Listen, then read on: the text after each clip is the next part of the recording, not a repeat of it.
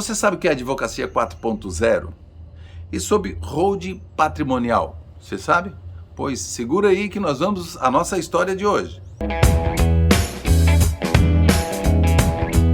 Ele é advogado empresarial, mestre em ciência da tecnologia e inovação pela UFRN, pós-graduado em Direito do Trabalho, Gestão de Negócios e Comércio Exterior. Eu converso no programa de hoje com Francisco Costa Barros, o advogado Costa Barros. Seja bem-vindo aqui ao Justiça Sem Fronteiras. Tudo bem? Obrigado, Celso. Tudo bem. Bom, o Costa Barros, como assim o é conhecido, né? Com relação à questão da advocacia 4.0, o que vem a ser isso? Porque a gente já sabe que existe a Justiça 4.0 e a tecnologia chegou realmente avassaladora. E o que vem a ser a advocacia 4.0? Bom, Celso, a advocacia 4.0 foi objeto de estudo meu já faz algum tempo, né? E se materializou no mestrado. Na verdade, foi o tema da minha dissertação de mestrado na conclusão do mestrado de Ciência, Tecnologia e Inovação. Então, em que consiste a advocacia 4.0? Na verdade, esse 4.0 é uma referência à indústria 4.0, né? Começou 1.0, 2.0, 3, que foi, na verdade, uma escalada da tecnologia na indústria. E aí, apesar no meu trabalho eu faço referência à advocacia 1.0, apesar de não ter literatura sobre isso, eu criei essa literatura, mas na verdade a advocacia 4.0 ela já entrou na 4.0, não teve a 2.0, 3. Ela já entrou no mesmo patamar. Já entrou no mesmo patamar da indústria. Certo. Então, e na verdade é a escalada da tecnologia, né, no exercício da advocacia. Mas o que marca, o que diferencia a 4.0 das demais é o quê? É a implementação de inteligência artificial, né? Isso aí é um dos diferenciais da 4.0 na indústria, né? São o serviço em nuvem, né? Hoje em dia a gente tinha aquela rede de computadores cheia daqueles cabos azuis ligando os computadores. Hoje em dia não tem mais isso. Então, emaranhado, aquele emaranhado, hoje em dia não tem mais esse emaranhado e parece algo simples. Poxa, é só mudar isso. Não, na verdade, a advocacia 4.0 não é só fazer nada. Na verdade, é o conjunto de estratégias tecnológicas e de inovação.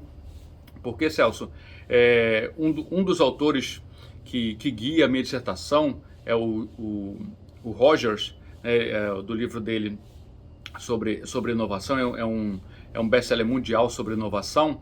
Ele diz que a tecnologia, a inovação, né, a transformação digital, porque a advocacia, a 4.0, nada mais é do que a transformação digital da advocacia, né? E esse autor, o David Rogers, ele fala que a transformação digital é muito mais a mudança da mentalidade empreendedora e menos de tecnologia. Não é só você comprar um computador novo ou você transformar a sua rede em cloud. É você pensar estrategicamente de uma maneira inovadora. Porque a mudança é mental também, né? Exatamente, Sérgio, é isso aí. Olha aí.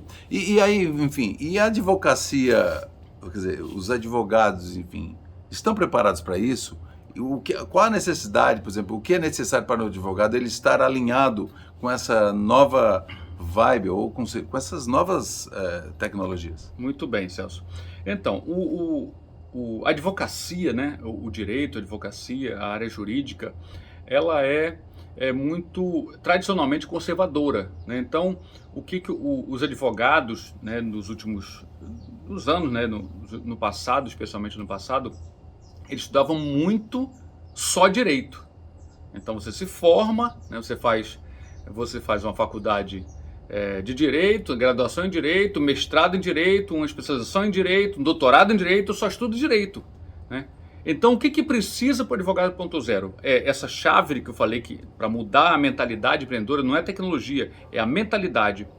É você saber que o direito é fundamental. Claro. A tua técnica não tem como... então não vou estudar... Não, você tem que saber direito e... Tem que saber muito direito e, além disso, outras habilidades. Habilidades tecnológicas ou não tecnológicas também, que são chamadas... Do contrário, ele vai ficar... Exatamente. Vai ficar vencido. Chamadas soft skills. Por exemplo, você vai fazer um curso de negociação. O advogado, ele negocia até com o cliente dele, os honorários dele. Então, por que o advogado não faz um curso de negociação? Ele só estuda direito, tá? Porque ele vende também. Ele vende, então por que ele não faz o curso de vendas, né? Poxa, mas aí vai mercantilizar a advocacia? Não. Ele só vai aprender técnicas de convencimento de vender o seu serviço. E é um serviço que é vendido. Enfim, essas chamadas soft skills são outras habilidades não jurídicas, ok? É isso aí. Olha só, então, o advogado hoje, e não só advogado, né? Porque eu acho que hoje, tanto no Poder Judiciário como um todo, o próprio CNJ e todo o Poder Judiciário, os 92 tribunais, todo mundo está muito atento a isso. A inteligência artificial, que hoje é uma tônica em todos os negócios, inclusive no Brasil e principalmente fora dele. E o advogado que ele não está nessa engrenagem, que não está habituado, porque veja, sei lá, há 5, 10 anos, quando se falou em PJE, foi uma resistência brutal. O pessoal disse, isso não vai colar, isso não vai funcionar, eu estou fora. E aí está provado que não tem como estar fora. E a tecnologia é a mesma coisa, né, Costa? Celso, muito bem colocado, muito bem lembrado. Você acredita, Celso, que até hoje tem advogado resistindo ao PJE? Hoje? Até hoje. Meu Deus. Tá, nós estamos em 2022 e ainda hoje tem advogados que são contra, que não são resistentes ao PJE. Então, esse o seu processo exemplo, físico, por exemplo, é uma coisa... Esse seu exemplo aí, ele retrata um pouquinho da história da transformação digital, especialmente na justiça, né? Sim. Que impacta diretamente o advogado. Claro. Então, começou o PJE, né? Então, em 2020, na pandemia, o que nós tivemos? As audiências telepresenciais. Sim. Houve, né, audiências públicas da OAB, né, para se manifestar contra essas audiências, né? Então eu fui um dos que fui para o lado contrário, disse, gente, tem que acontecer isso. Tem que acontecer. Eu estava, né, entre aspas, né, contra o movimento dos advogados, mas eu estava a favor do movimento da advocacia 4.0. Olha né? aí. Porque então todo mundo, não, isso não vai dar certo, somos contra. Hoje em dia é uma realidade. Já nem tem mais obrigatoriedade, mas os juízes querem fazer porque é muito bom.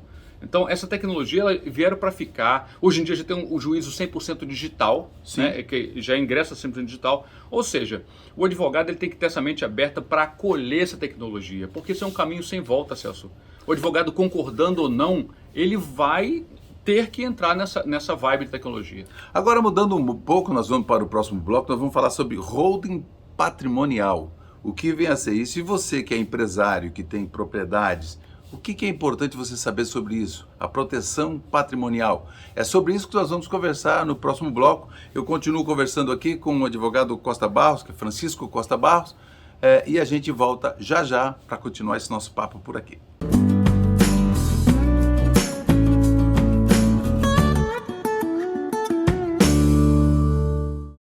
Estamos de volta para o segundo bloco e como eu deixei o ganchinho lá do bloco anterior, sobre holding patrimonial. Eu estou conversando com o advogado Francisco Costa Barros, advogado empresarial e mestre em ciências da tecnologia e inovação. Costa, o que vem a ser esse holding patrimonial? Né? Porque é uma coisa que as pessoas começam a ouvir e é importante que o Justiça Sem Fronteiras está sempre... Ele não tem fronteiras de temas e nem de assuntos aqui. Nós temos que sempre levar para a nossa audiência a melhor informação. O que vem a ser esse holding patrimonial? Muito bem, Celso. Parabéns aí pela iniciativa, né, de trazer esse conhecimento, né, a mais pessoas. E, Celso, a holding patrimonial, ela já existe já há muitos anos, só que era um assunto que ele estava mais restrito às pessoas com um patrimônio milionário, né? Então, uma pessoa que tem que são as pessoas milionárias, muito ricas, elas fazem um planejamento para ela evitar fazer um inventário quando ocorre o falecimento delas. Porque todo mundo sabe que o inventário é um processo muito demorado, um processo que pode trazer muitos traumas, até desunião familiar, né? Cada um aí pode ter algum exemplo na família ou de algum amigo que sabe disso. Eu acredito que todos, a maioria eu creio, que da nossa audiência é o seguinte: quem não soube de alguma situação, por exemplo, que tem algum prédio perto da sua casa ou na sua cidade, um imóvel grande, bacana, mas ele que está abandonado há 20, 30 anos. E às vezes o que está acontecendo? A família não consegue se entender com relação a esse bem. Com o inventário. E aí, exatamente, por conta do inventário, que é moroso, caro, enfim. Então pronto, a holding patrimonial, ela evita todos os problemas, né? Então ela evita, imagina aí você ter um instrumento jurídico que você evita um problema gigante, nem para você, mas para os seus filhos e netos, né? Para a tua futura geração, você proteger o patrimônio dos seus filhos, né? e netos. Então você tem isso, e ainda assim ser a opção mais barata, a opção que você vai perder menos patrimônio, vai ser mais econômica para você. Ou seja, é o melhor dos mundos. Nunca foi segredo, mas só as pessoas que tinham um patrimônio muito grande que faziam isso. Hoje em dia não, a pessoa tiver um apartamento, um imóvel, já é suficiente para você fazer um holding patrimonial. E o que é um holding patrimonial? É um arcabouço jurídico que pode ser montado através de uma pessoa jurídica ou mais de uma, que tem um objetivo: proteger o patrimônio imobiliário do casal. Normalmente é casal, mas pode ser, né, uma pessoa... Alguns chamam de blindagem, mas vamos tratar como proteção. Isso. É isso. A blindagem, ele faz uma blindagem, só que a blindagem é uma palavra muito forte, né? E como é direito, a gente não gosta de usar a palavra blindagem. Mas é uma proteção muito, muito segura, é muito forte mesmo, que evita, por exemplo, a penhora pela justiça dos bens da empresa ou da pessoa física. Poxa, evita... Mesmo que não seja só um bem, né? Mesmo que não seja a residência. Mesmo que... Muito bem colocado, Celso. Mesmo porque não se trata de bem de família, não. O cara pode ter 10 apartamentos e os 10 estarão protegidos, que não poderiam ser penhorados. Tá? Então, realmente é uma solução muito interessante, especialmente para quem é empresário, ou para quem, enfim, médicos, para quem tem patrimônio que quer proteger e economizar dinheiro na sua sucessão no futuro para os seus filhos. Porque eu ia te perguntar exatamente isso. A quem é endereçado isso? Quem pode fazer? Quer dizer, qualquer cidadão que tenha um imóvel. Um imóvel já basta. Às vezes, lógico, tem gente que tem uma série de imóveis. E na hora exatamente da partilha, né, uma vez tinha um ditado que lá na Biblioteca Nacional, o Flori, que era um senhorzinho que a gente fazia registros de músicas lá no Rio de Janeiro. Inclusive ele disse que o próprio Roberto Carlos, quando ia fazer os registros das músicas dele, ele pessoalmente ia com uma limusine branca, chegava lá, chamava ele, o seu Flori, ia lá no carro, assinava, porque ele disse o seguinte, aí ele veio a pergunta: por que o Roberto ia registrar pessoalmente as músicas dele? Por que era importante o registro? Por que era isso? Porque o cachorro é amigo do homem, por quê? Porque não conhece dinheiro. Então, quando a gente verifica, isso foi uma máxima lá do seu Florim, da Biblioteca Nacional no Rio de Janeiro, quando a gente lá esteve. Então, veja, a família está tudo bem, mas quando falta o patriarca, ou enfim, ou a mãe que tem, quer dizer, comanda esse clã, às vezes a família começa a se desentender, se desintegrar até. E a gente já viu muitos casos até nos tribunais, essa discussão de sucessão, é uma confusão muito grande. Então, quais as vantagens de fazer essa questão da holding patrimonial? Muito bem, Celso. Eu vou só comentar uma coisa que você comentou aqui, com relação a essa proteção. A gente fala que é a proteção dos riscos empresariais e dos riscos familiares que você puxou aí. Então, no inventário, às vezes os irmãos estão até unidos, mas vem uma nora que não se dá bem com a outra, um genro que se dá bem e acaba provocando uma desunião familiar que é desnecessária, e que a holding patrimonial ela evita essa discussão familiar, porque já está tudo definido antes da morte mesmo do patriarca, como você chamou. Então, quais são as vantagens? Então, eu não vou nominar nenhuma como mais importante, porque todas elas são muito importantes, mas uma delas é a economia, tá? A economia. A holding patrimonial ela é muito mais barata do que fazer um inventário. Tá? Muito mais barata, é absurdamente a diferença. Então, se a pessoa quiser pensar em economia, só esse tema já seria suficiente para ele optar em fazer uma holding patrimonial se ele tiver um imóvel e não deixar esse imóvel ir para o inventário. Outra vantagem que nós falamos é evitar o risco, mesmo em vida, de uma penhora, o risco empresarial de uma penhora, de um bloqueio do seu imóvel. E outra vantagem é exatamente manter uma sucessão de bens, uma sucessão patrimonial de forma tranquila, automática, transparente, fluida, sem os problemas de inventário. Ela é muito rápida, em torno de 20, 30 dias se regulariza 100% do patrimônio da pessoa que faleceu, enquanto o inventário pode durar muitos e muitos anos. Muito bem, você que está assistindo aqui a nossa audiência, assistindo Justiça Sem Fronteiras, está gostando? Pois é, nós vamos agora para o terceiro e último bloco, daqui a pouco a gente volta para a gente fechar sobre holding patrimonial. E você precisa saber um pouco mais disso, é importante saber, né? E eu estou conversando com o advogado Francisco Costa Barros e a gente volta em instantes para o terceiro e último bloco. Fica aí.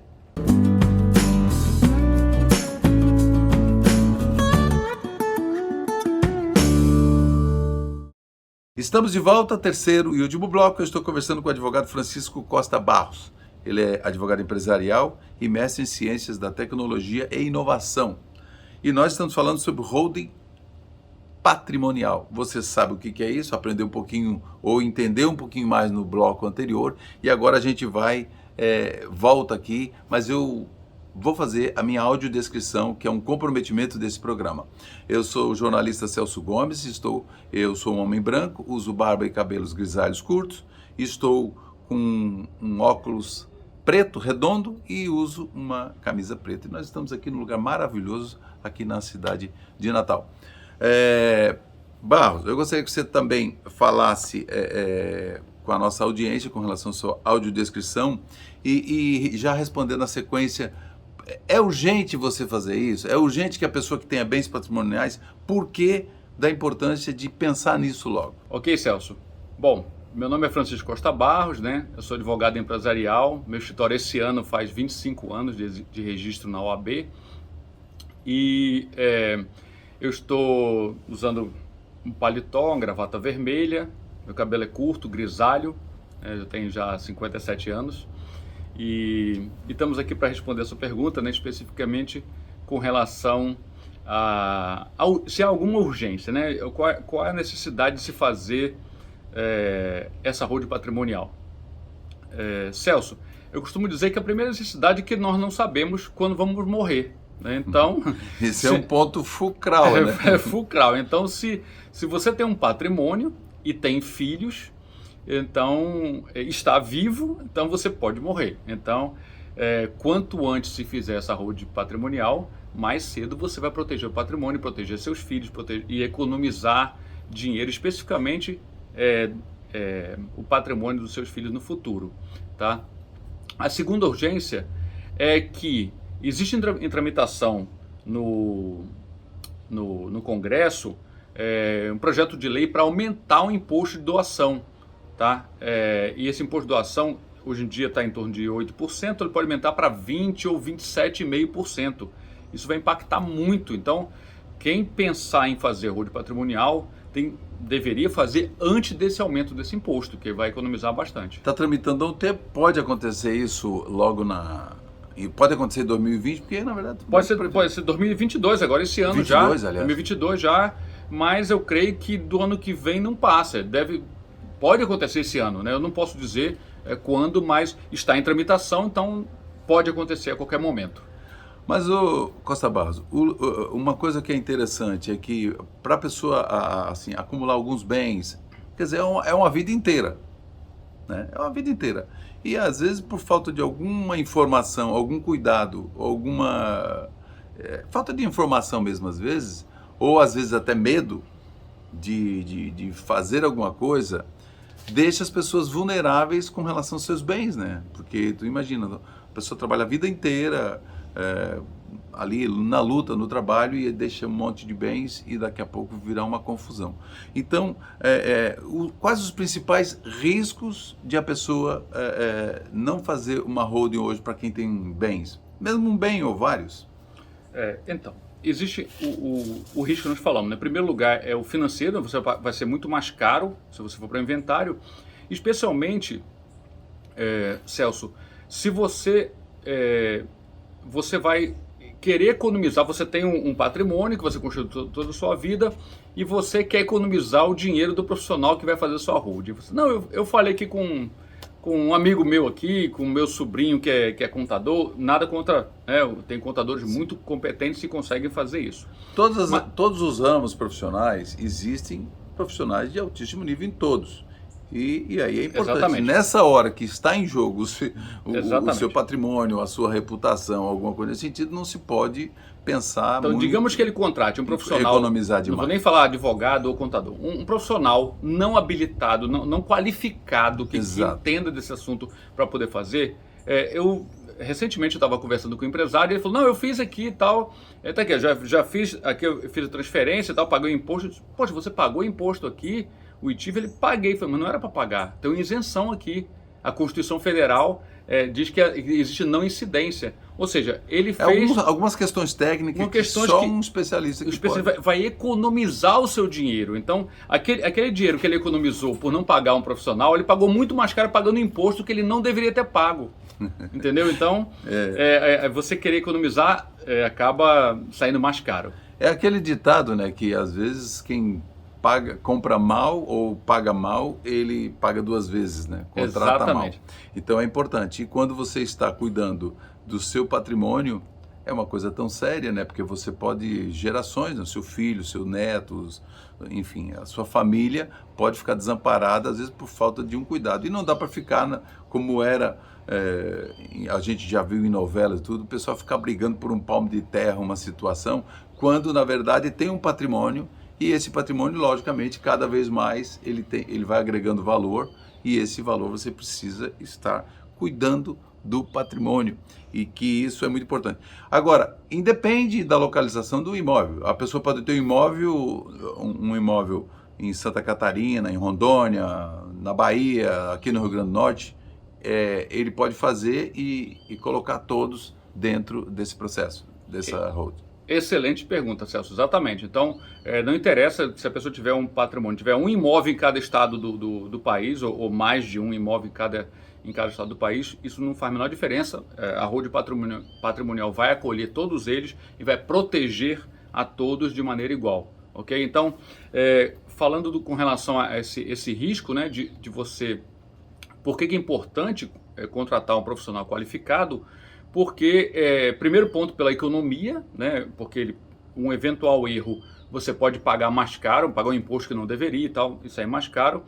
E segundo, exatamente para não colocar em risco o patrimônio que você juntou toda a sua vida, e você colocar isso na mão de um profissional não qualificado. É um trabalho de muita responsabilidade, então tem que ter um profissional que realmente saiba cuidar do seu patrimônio. Pronto. E você que está assistindo Justiça Sem Fronteiras, ficou com alguma dúvida? Então tá aí o @Justiça Sem Fronteiras. Você manda a pergunta para a gente pelo Instagram, que a gente vai encaminhar e respondê-las e tirar qualquer dúvida a respeito. É muito importante, é um tema muito interessante. Eu quero agradecer aqui Francisco Costa Barros. Obrigado pela sua gentileza de dar uma paradinha aqui e dessa passada aqui por Natal, a gente gravar esse programa. Muito obrigado, Celso. E um bom dia, boa tarde, boa noite a todos que estão assistindo o programa. Muito obrigado pela oportunidade. Ok, obrigado Costa Barros. Eu conversei com Francisco Costa Barros, advogado empresarial, mestre em Ciências da Tecnologia e Inovação pela UFRN, e que deu alguns esclarecimentos aqui importantes com relação à Advocacia 4.0 e também sobre holding patrimonial. Tem dúvida? Manda sua pergunta aí, comente aqui e siga o nosso Instagram e as nossas redes sociais. Obrigado pela sua audiência e até a próxima semana.